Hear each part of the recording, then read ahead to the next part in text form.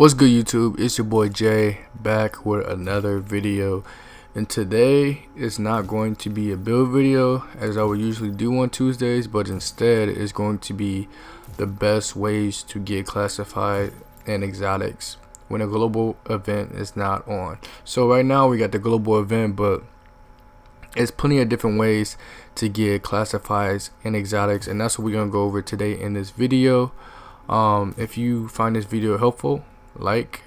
If you have any questions, comment, and if you enjoy any content that I drop, subscribe and hit the bell for post notifications so you can see more of my videos as soon as they come out. Man, I got more fire content coming, especially with Division 2 drops. It's going to be more. I do not plan on stopping anytime soon, but anyway, let's get into it. So the first option that you have is the dark zone. Now they upped the drop, so now it's 6% exotic and classified drops all over the game. So with the dark zone, you obviously have to watch out for other players, but if you know what you're doing, you can definitely get some good gear out of there pretty quickly, just based off all the bosses and all the landmarks and everything like that. Then another good option that we have is the survival mode, or better yet, the endless mode, aka resistance, whatever you want to call it. It's pretty much the same exact thing, zombie mode, like all of that. But I have videos showing how to run all these different modes solo. So this is also something that you can get a lot of classified and exotics out of. So this is a pretty good option on whatever gear you're trying to get if there's no global event around. You just have to make sure you be careful, because if you fail, you will have to start all the way over. So you can make it all the way to round 10, and if you don't put the points in right, well, that's it. You gotta start all the way over. But after resistance, we have legendary missions, or like any mission in general where you can get classified gear sets from. So legendary missions work well because after the end of the legendary mission, you have a 20% chance of getting a classified drop. So the question is it worth it, and does this make that the best method? Then after that, we obviously have the underground. With the increase of the drop rates for everything, we obviously get more. You got a better chance of getting gear, and then you got the hunters where you can get classified and exotics from those on top of the bosses that are already down there in the underground. The only thing about the underground is you can run this with a team, or you can run this solo, but if you fail, you start over or go to the last checkpoint that it was. So it's not as bad as resistance, but it is a restarting over factor, obviously. So if you don't like starting over, then this is definitely not your thing. So the real question is, what exactly is the best way to farm classifieds and exotics in 1.8? So we talking right now. We're not talking about the last patch. We're talking about right now. And I can tell you that the best way is still resistance by a landslide, because of all the opportunities that you have in resistance. Resistance running solo can take you like 20 minutes, right? You can hit the box 3 times, maybe even more than 3 times if you choose to farm for a little bit longer on the boss rounds.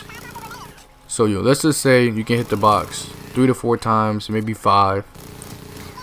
Then coming to round 10, well, wave 10, you encounter, I think, about 3 different bosses, because on wave 5 you encounter 1 boss, and then on wave 10 you encounter 2 bosses. Correct. So all 3 of those bosses have a chance to drop you classifieds and exotics on top of that. So let's say that's 4, that's 7, right? So you potentially have 7 chances to get classifieds and exotics out of resistance.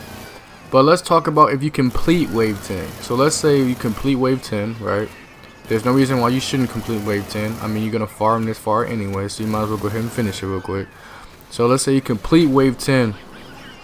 At the end of wave 10, you get a tier 2 cache. Out of that tier 2 cache, it gives you a chance to get a classified or exotic. I mean, you even have a chance to get both So you may be able to get 2 classifieds or 2 exotics or vice versa. You know what I'm saying? So this is why resistance is still the best game mode in the game. Period. Nothing else is touching it in terms of farming or all that other good stuff. The only way legendary missions would be probably the best way. Legendary missions / incursions will be the best way is if it's a global event. That's probably the only time that it'll be better to run that instead of running resistance. But if you're looking for classified gear and you're not trying to like run into people, you're not trying to fight anybody, you don't want to have to worry about that, you might want to just go ahead and run resistance. You can run solo, you can run with a group. If you run with a group, you have even more diversity in terms of the gear that's going to drop, because if somebody gets a piece, they can easily share it to you if they don't want it. So all I know is that's how I got about like 2 of my houses on Xbox.